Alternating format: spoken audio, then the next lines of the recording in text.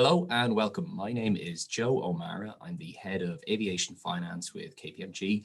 And on behalf of KPMG and Airline Economics, I'm delighted to be joined today by John Plueger, who is the CEO of Air Lease Corp. John, thanks for joining us today. I think most or nearly all of our watchers will know who you are, but maybe for the small benefit of those who don't, would you tell us a little bit about Air Lease Corp and their place in the leasing world? Sure. Well, Air Lease Corporation was founded by Steve Hawsey and myself in March of 2010. As many of you probably know, we were at ILFC before that for many years. And then with the AIG kind of meltdown, we decided to strike our fortunes elsewhere. And so we started in March of 2010 with a very successful initial capital raise under Rule 144 in the United States, about $1.3 billion. We got that initial funding, started buying aircraft off to the races, and then just about a year and a month later, believe it or not, in April of 2011, we went public on the New York Stock Exchange. And I think it's the shortest time that somebody's gone public on, I'm told by the NYSE, since from the company's inception to its going public. But we built a great team, and since then we've built our platform into one of the largest and top tier aircraft lessors in the world, I believe, and certainly one of the largest, if not the largest, order book in our space. Thanks for that, John. And look, given your size and scale, you'll have a great view of the market in its whole. We're now recording this in the middle of December. We are more than 9 months maybe into the pandemic being declared. Can you talk to us a little bit about how you've seen the crisis evolve for your customer base over the last 9 months and where we currently sit? Particularly interested on the kind of differences there might be in some of the main geographies around kind of the US, Europe, and Asia. Well, as I'm sure all of you know, it's been really difficult. In fact, I would say almost devastating for many of our customers. Such a difficult environment when you lose virtually almost all of your traffic in a matter of weeks, sort of in the March, April timeframe, and traffic levels remaining so depressed. I would say clearly in my almost 40-year career, this is certainly without a doubt the biggest threat, the biggest sea change. I don't know how you want to call it, but it just kind of speaks for itself. It's almost breathtaking. Having said that, I think is a credit to the overall airline industry. And I would actually call we the lessors now is approaching near almost 50% of the aircraft fleet are part of that. I deem us to be part of that industry. The airline industry has survived and has put on defense measures that has enabled most carriers to continue drawing upon all their capital resources, government support, which speaks to the fundamental need globally of air transport. So viewed in that, not too many industries, I believe, can survive 80-90% revenue hits and cash flow reductions for 8, 9, 10 months and still be here. Yet the airline industry is. And I just think that speaks to the fundamental importance of the airline industry in the global fabric. Now, moving to the current day, look, I think the story is fairly well known. Domestic recovery has proceeded in most parts of the world. China has been leading that recovery, certainly with virtually almost nearly pre-COVID levels now. With the exception of this past month in November, we did see a little bit of a dip, as was just announced a couple of days ago, in China domestic traffic. Russia has largely recovered, to 90 or so percent. In fact, I believe last month they actually, for the first time, exceeded a 2019 level. But and the rest of Asia broadly has been seeing a recovery. And then again, these things unfold until just a couple of days ago. Korea had a really good domestic recovery. So it is a changing picture based upon virus resurgence. So I would say overall, the US is still holding fairly steady, down about 60% domestically, 65% domestically. Europe had been at that level summertime, but is now retrenched and come back a little bit as the virus resurgence hit Europe earlier than it did in the United States. Surprisingly, Mexico traffic has recovered to, almost normal levels, 90+% levels pre-COVID. So while there are pockets of recovery, the virus resurgence always provides a big question mark. And again, I'm speaking here of domestic recovery. Internationally is still largely 90% down globally. I mean, the border restrictions and country restrictions have had a huge impact and preventing people from flying. Nobody wants to be quarantined for 2 weeks, and hence you see these huge efforts now, for example, between Hong Kong and Singapore at establishing air bridges and getting those going as a model to how we can facilitate country-to-country transport. Discussions of that across the certain aspects of Europe broadly. So attempts are being made to circumvent these quarantine measures, which are needed from a health perspective. I'm talking to you from my home office in Los Angeles, and we've been into a renewed lockdown, if you will, for a few weeks. So it's really hard to predict where things are going to go, because in the most broadest sense, I think we all know it's a function of virus transmission. And hopefully with these vaccines now coming out, great news. A lot of, I think, confidence in those and confidence by the consumers, as well as hopefulness by the airlines. So hopefully these will start to have an impact, but I think we're still in for a rough upcoming 6 months. And on that theme, John, you mentioned that the resilience has been astounding of the whole sector, and it has been something to behold. But we have seen, probably predominantly on the back of the very large government supports that are there, relatively few airline failures or even formalized restructurings. Has the quantum of that surprised you, in that there's been so few?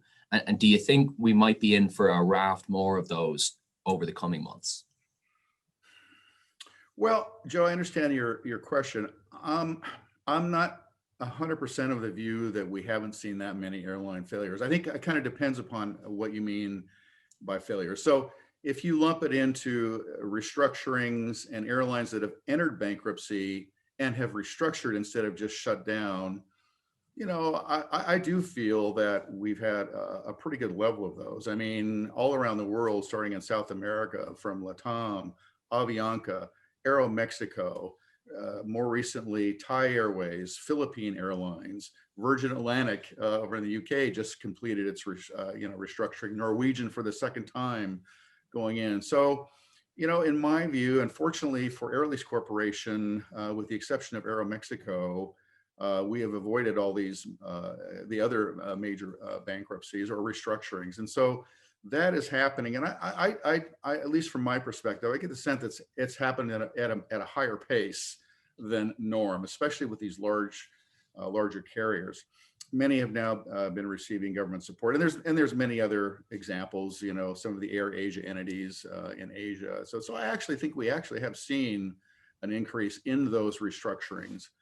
Having said that, going forward, we expect more. I announced that in our earnings call a couple of weeks ago. We very much expect to see a continuance and airlines will continue to restructure. Perhaps some will fold and go away, but we think that's going to continue for the next couple of quarters. Now, it's hard for me to comment as to the rate or the pace of when this might happen.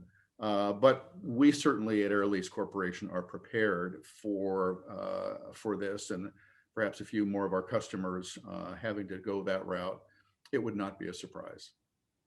And then looking maybe more on the new transaction side, challenges there, and assessing airline credits, as you say, who will survive and support and who will thrive. What are the metrics you're looking at now when you're evaluating new transactions? You obviously recently a very large transaction with Alaska Airlines. Just have those what are those metrics now, and has the crisis that we're in fundamentally changed how you assess transactions?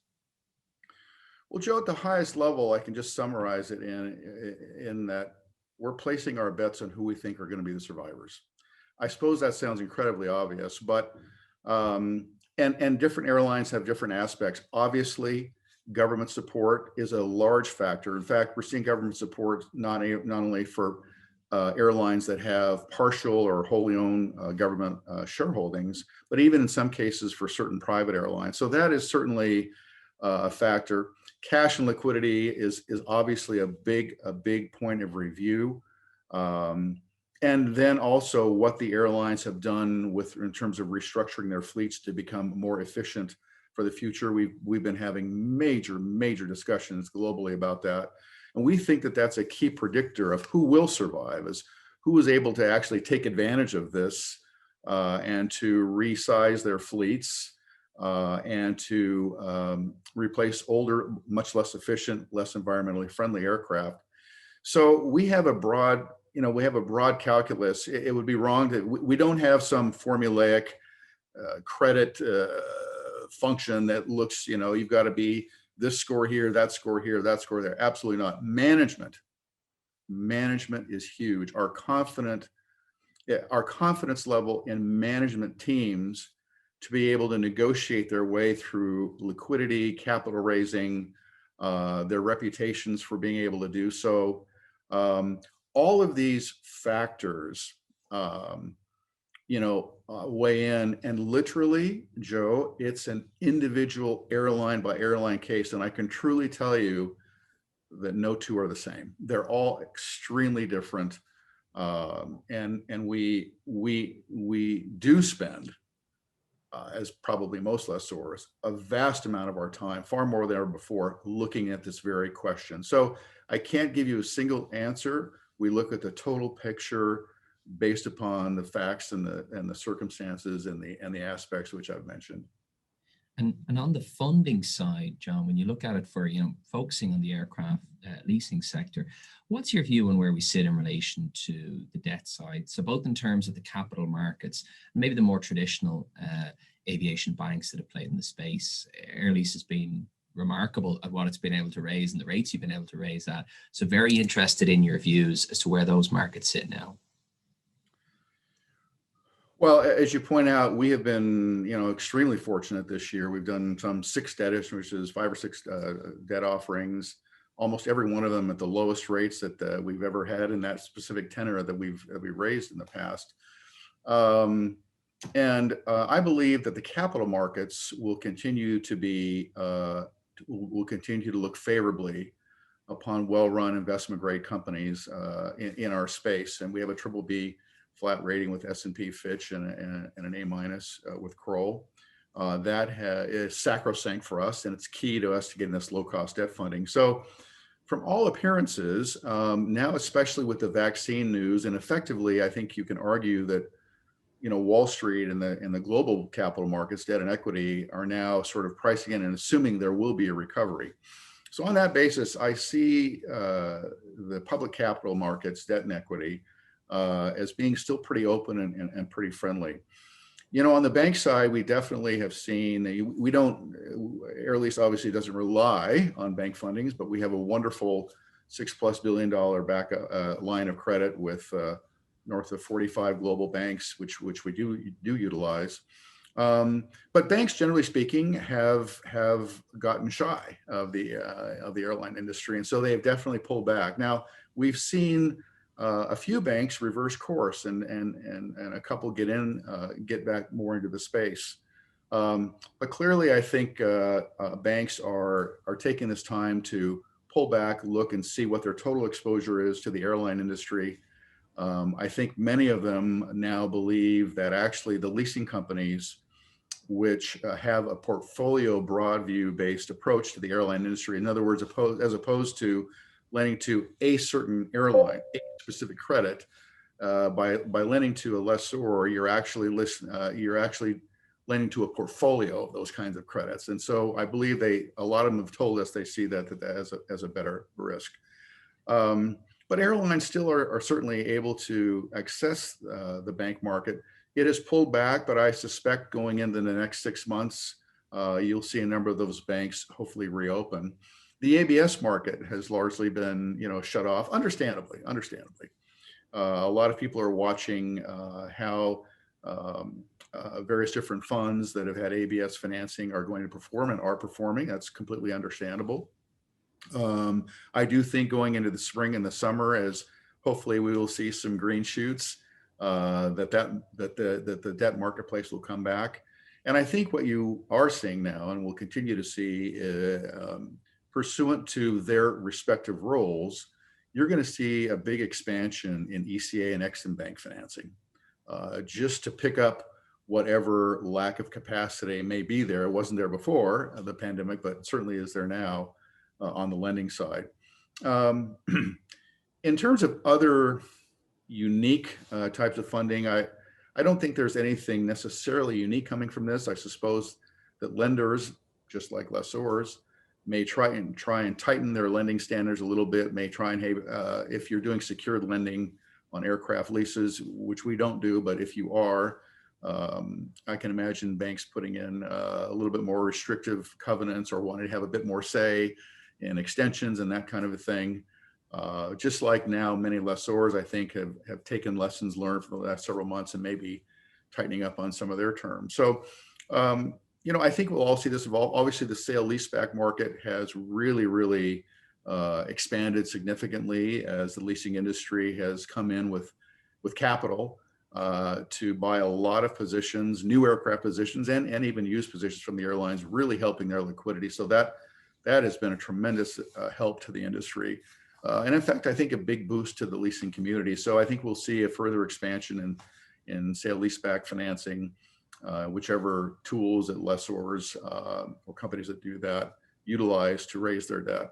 So I don't see much new, but I do see hopefully some rebirthing with some of the banks. And I hope that we see the reemergence of the ABS market more in the spring and summer. If you think about, you obviously maintain a very young portfolio of new technology aircraft, but you would trade a lot then as those aircraft move maybe into the midlife space. How important do you think it is that ABS market returns as a channel to fund the prospective purchase of that? And similar on the banking side. So while there aren't challenges, I'd say, in the Air Lease piece, clearly, for the way you've been able to raise capital for your new aircraft, just how important do you see ABS and bank funding being for maybe other players in the wider space?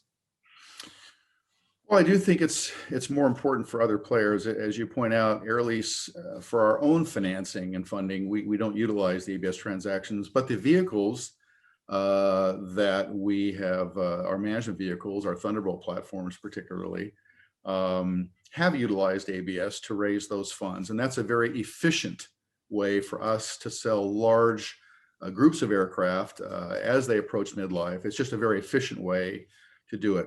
We're not dependent upon it, but its efficiency and convenience is really helpful. And for that same reason, I do think it's important overall globally for the leasing sector and the aircraft trading space that these markets do open up and sort of come back to more normalized levels of activity and transaction. So, for Air Lease, it's not critical.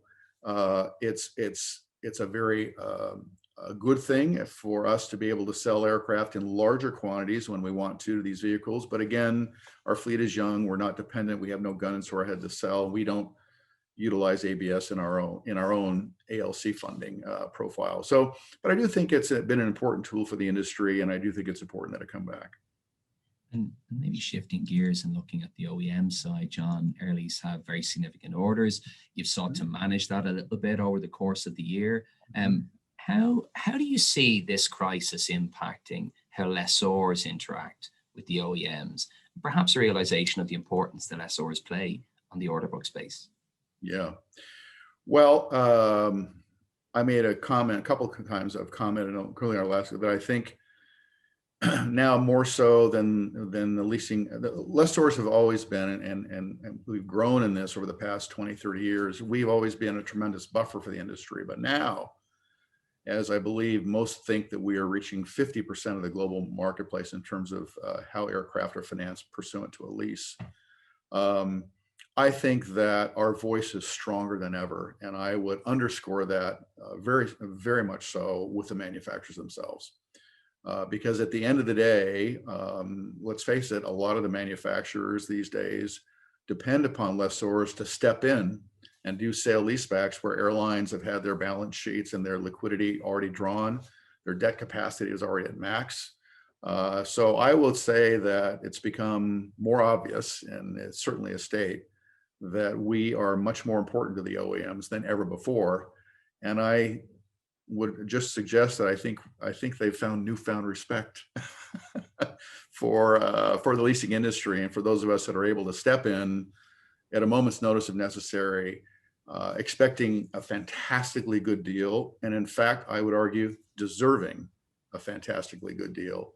Write the check for the airplane, get it delivered, move through this pandemic. But it's our strong balance sheet and liquidity. I mean, Air Leases enjoy the highest liquidity that we've ever had. Some of it has been defensive, but some of it also has resulted from the fact that we just haven't been able to deploy our capital buying new aircraft with the MAX grounding, and we've had Airbus industrial delays. So we have that advantage and that capability, and the OEMs very much know it. And so I think we're getting a little bit even more respect. Long may that continue. On the keeping with maybe the metal side, John, what's your expectation for how the pandemic will impact on retirements, and how do you see that feeding out into the aviation finance market? Well, I think certainly the pandemic is accelerating retirements. I mean, there's just no doubt about it from what we see with our customers, from all the discussions that we're having. There's this balance about, a lot of people view, well, airlines are in a survival mode, so they're going to take the cheapest airplanes and operate them. And, there is some of that. But I think the most astute airlines are using this to their maximum advantage to accelerate retirement of aircraft that they knew they were going to accelerate anyway. And more importantly, to leapfrog and push forward, especially the larger carriers, their environmental sustainability initiatives. That's very much a part of the calculus. It is not just, we need to get through this, so we're going to operate the cheapest airplanes now. If you're really between that and a bankruptcy doorstep, maybe there's some of that. But I would say the most astute airlines are taking this opportunity and are, in fact, replacing those aircraft.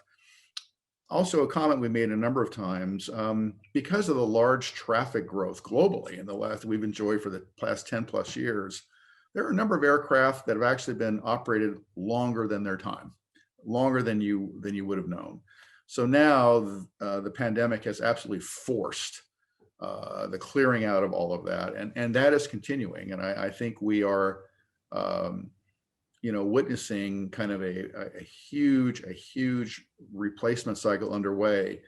It's only muted because there's less airplanes flying, and I think there will be less airplanes flying. But nevertheless, the question is which airplanes remain parked and don't fly again. As I mentioned earlier, that's a big part of our calculus, and who we think is going to be a survivor long term, being able to replace older aircraft now, enhance environmental sustainability, and improve their profile for the long-term future. And maybe looking then at distress within the leasing community. You mentioned the amazing liquidity that you guys have built up, and the larger players clearly have had that, came into the crisis in good stead, have maybe been able to tap the unsecured market to have that buffer of liquidity. But there's a layer below that don't have that ability. And there's a feeling that distress will have to hit some of those new players, bought maybe some expensive aircraft and tightly priced deals. What's your outlook to might happen to some other players within the leasing market? We've only really seen Nordic as your example, maybe of a formal restructuring on the leasing side. Do you see more of that coming? And if so, when?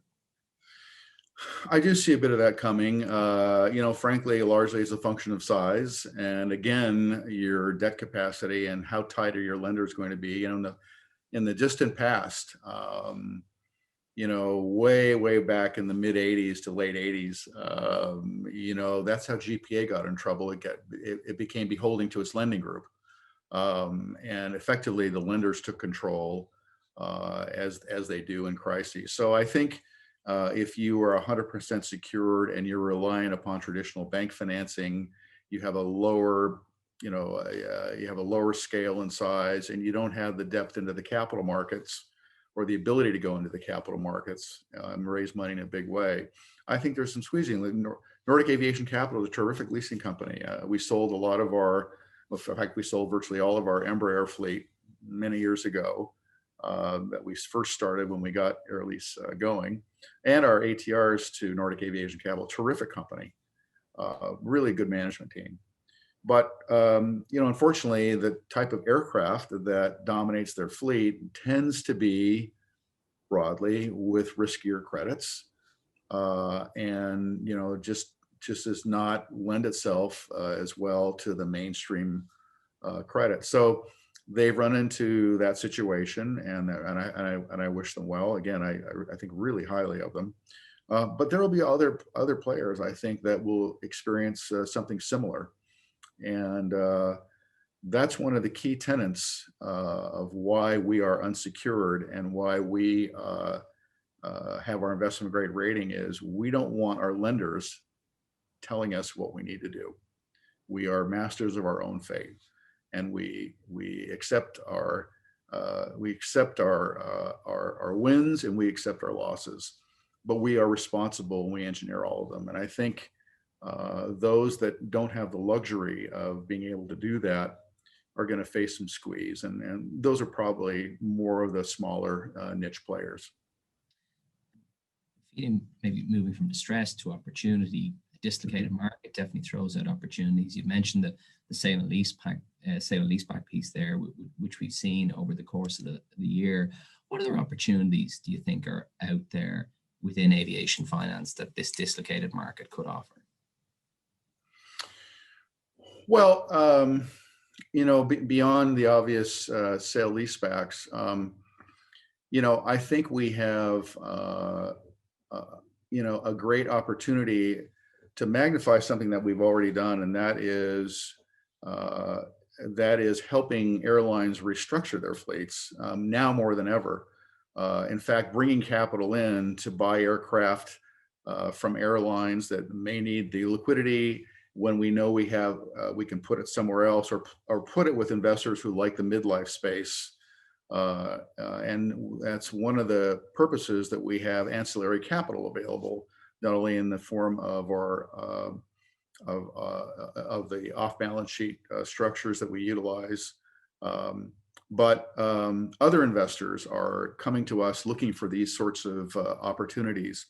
And so we're in active discussions along all of these fronts, where we can take investors who like that space, who know how to manage that space, and pair them up with airline needs that we see as we go into this restructuring.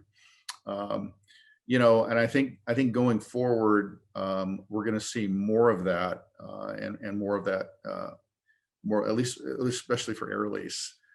We're going to see more of that, where we may or may not elect to use our own capital, but instead using the Thunderbolt and Blackbird capital ventures, which we're doing, and we are going to continue those. And funds like Blackbird have been very helpful for us just recently in our risk exposure. And so we're going to continue to use that, in fact, amplify that going forward. Again, with this whole idea of resizing fleets, replacing, and where we can identify a takeout of an aircraft and a simultaneous placement of that aircraft elsewhere. And it really helps everybody, helps the airlines, and helps these investors who really like this space to grow and to work with us, frankly, in getting that done. And on that investor side, where do you see that predominantly coming from? So we've seen, I'd say, an investor sophistication in relation to aircraft leasing over the last decade, hugely so, with a lot of new investors that have come. Do you think it's those type of investors who've been in the space already? Are they going to be the ones that are funding transactions over the coming years?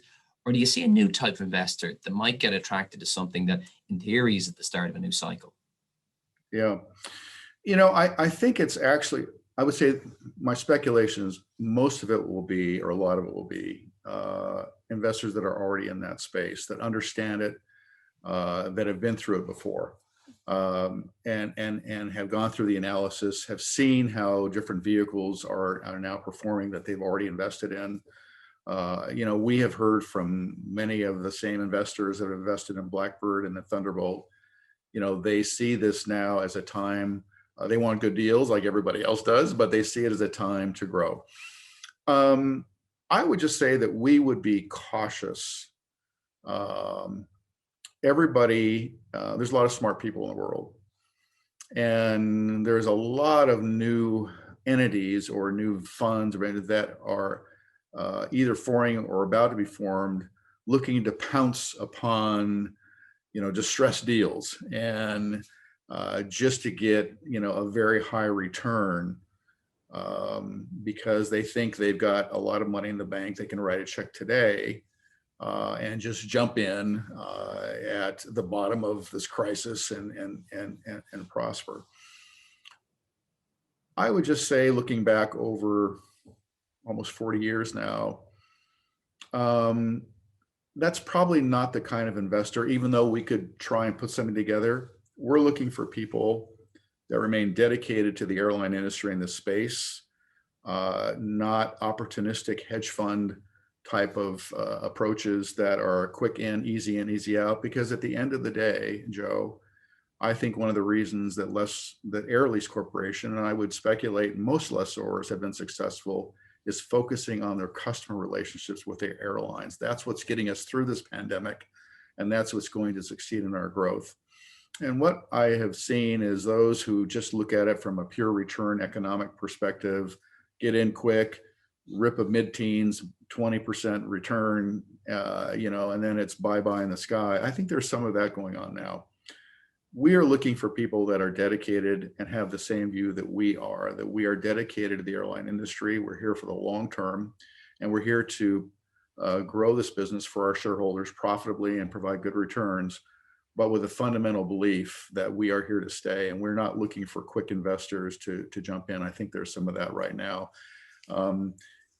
But having said that, there's not, to the credit of assets and their values, there's not a whole lot of transactions that are being done on aircraft that you would want to own at 40 or 50 cents on the dollar. The values have actually held up in this pandemic remarkably well. And so I think that speaks to aircraft as an investable asset class. So looking for long-term investors, I think we have them already, that are looking to move forward with us in a way that they have in the past, and rely on us to guide them and to manage their portfolios for them. And the sophistication of those investors, John, how have you seen that evolve in recent years? Do you see more credence being put on the lessor that they're partnering with, the portfolio diversification, the metal itself? Where do you see the key focus being on the investor side? And has that evolved in recent years? It has. To your point, Joe, the investors have certainly become much more educated and sophisticated, and that's good. We want informed investors. We want people to completely understand the risks. We take them very seriously, but we're hired and paid to manage those risks.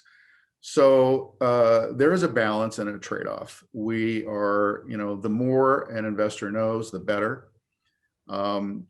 But then there becomes a fine line. There is a difference between reading about it and understanding it from a financial returns and industry perspective, which we encourage completely. But none of these people have actually done it. And it's the execution of that vision, the investment fund vision, and what the goals are. It's the execution that is the most critical part. And so while the sophistication has increased, at the same time, our premise is simple. Look, we all agree to do this. These are the objectives. ALC's track record speaks for itself. The funds that we manage, their track record speaks for itself. but we run the show. And our great strength in the marketplace and globally is our speed of execution. Oftentimes, especially now, we have to make on-the-spot decisions. We can't go to committees and we can't go back to these investors and say, hey, is this okay? We're either doing it or not. And you either buy into that and the belief in our management team or you don't. So very happy for the knowledge and sophistication, which I think has increased tremendously to all benefit. But at the end of the day, in order for us to achieve what we've been able to do, we have to run the show. So we're not going to be second guessed. We're either hired for our expertise, and in a lot of our ventures, we are equity investors as well, but below 10%, but we are equity investors.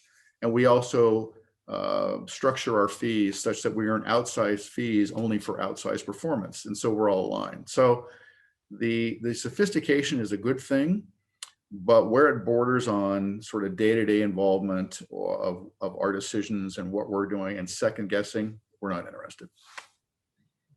Bringing it back to something you mentioned just briefly earlier when we talked about kind of likely retirements, ESG, John, has taken a backseat in relation to aviation over the past year, which is fully understandable. Clearly, it is an issue that won't go away. What are your thoughts on how this crisis will impact ESG in aviation? And just as a second layered question to that, is the sector as a whole, and I mean that from a lessor, an airline, and OEM perspective, doing enough to get across the good things that are being done on the environmental side? Well, Joe, I guess I could say that while certainly the focus is on survival, I actually don't think that ESG and environmentalists have taken a back seat. I think in the big picture, as I can attest to in discussions with many airline CEOs, certainly survival is key. And I'm not putting that by the wayside. But again, as I mentioned earlier, airlines are very much looking at this as a focus to leapfrog. Environmental sustainability is the single biggest initiative of the entire airline industry of IATA. It's one of their key initiatives. As a matter of fact, if you look at the regulatory, political, and social climate, if you are not continuing to invest and move your company towards that space, you're going to be out of business over the long term. Governmental funding, Air France, KLM, Lufthansa, many others are contingent upon improving environmental sustainability through refleeting. And so, while certainly survival is the mantra of the day, as it should be, I just don't agree with the premise that ESG has taken a backseat. I think it's very much there. It's perhaps not talked about as much because what's talked about is airline survival, who's going to go into bankruptcy. But I can tell you in our direct discussions with airlines, by no means is this forgotten. It's very much there as a part of the big picture in moving airlines forward and improving their efficiency. Don't forget that the most modern aircraft not only are the most environmentally sustainable, but they're far more fuel efficient and they're far more maintenance efficient. And in all aspects, they transport more passengers over a greater range, taking more payload than other things. So, all these things blend in together. So while I would agree it's not the most pressing from a day-to-day survival thing today, it is very much in the calculus of well-run airlines as they look to the long-term future. And on that message question, is there enough being done to get across to the general public the improvements, whether it's new technology aircraft, other investments that are being made? Could there be more to be done to talk about the good things that are happening? Yeah. Well, the answer, I think, clearly so far is no, not enough has been done. I think airlines have tried, and tried in the most open way. I would cite, for example, Peter Elbers at KLM, started saying months ago, we don't encourage all passengers to take airline travel for the shortest flights. Use your good common sense judgment. That's a kind of a an amazing statement that I don't think we would have heard from any airline CEO 2 years ago or 3 years ago. But I think it shows the importance of global sustainability. I mean, we only have one planet, and more it's becoming threatened. And this just isn't going to leave the minds of elected officials and, more importantly, passengers, social media. So, I really think that the industry needs to do a better job of educating the public about the efficiency of global air transport, about how little fuel is burned for every mile you sit in that seat compared to other forms of transportation. That when you look above in the sky and see contrails, you're largely seeing water vapor, you're not seeing air pollution. And look, I don't have miracle solutions, but yet to say that I think it's a key part of airline long-term growth and prosperity to improve the delivery and the messaging of the important things that airlines are doing, in fact, all across the spectrum, not just with their fleets, but in all aspects of their operations to address this global issue and global concern, which is huge. Just in closing then, John, can I ask you, as you look out over 2021, after a year that like no other, and hopefully like no other we'll ever see again, what are your optimism levels? Just with your Air Lease hat on, how optimistic are you looking out over the next 12 months? I am extremely optimistic long-term for the airline industry. It's a fundamental part of our global fabric. It's how we move goods. It's how we transport people. It's how people get together. And if history is any lesson, if you go back, I don't know, 30, 40, 50 years, after every single event, 9/11, for example, Asian financial crisis, US financial crisis in 2008-9 timeframe, volcanoes erupting, when there has been a time of minimized or reduced global air travel, as has been, and that reduction has been forced largely by external events, air traffic has always come back roaringly strong. And I believe we're going to witness that like no time in the past, assuming successful vaccination distribution globally and better numbers. The pent-up demand, in my view, is clearly there. I'm also not as, I would call negative as some people are on business global traffic, the business traffic, international traffic. A lot of speculation that companies are going to do everything virtually online. And certainly that has proven to be a tool, whether it's these Zoom kinds of things we're doing now, Microsoft Teams, those all have a role, and those have hugely expanded. But over the long term, I still don't think that you can conduct business globally and open new marketplaces, people where you've never been before. You got to meet people. You got to meet the counterparties you're doing business. If I'm going to do business with a new airline, I can do it like you and I are talking now. That's great, but nothing replaces that personal contact, especially in times of great stress. So that's challenged, but I'm not as pessimistic as I've read many reports to be. I think people need to interact. And I think the airline industry is just fundamentally woven into the need for human contact. And so I am resoundingly optimistic over the long term, going through a lot of difficulties right now. But I believe the airline industry serves the human condition, and therefore it is here to stay and will continue to grow and prosper. John, on that note, I would like to thank you for your brilliant insights over the course of this conversation. And on behalf of KPMG and Airline Economics, we wish you and Air Lease Corp the best over the coming year. Thanks a mil. So thanks to you and Airline Economics. Always enjoy it.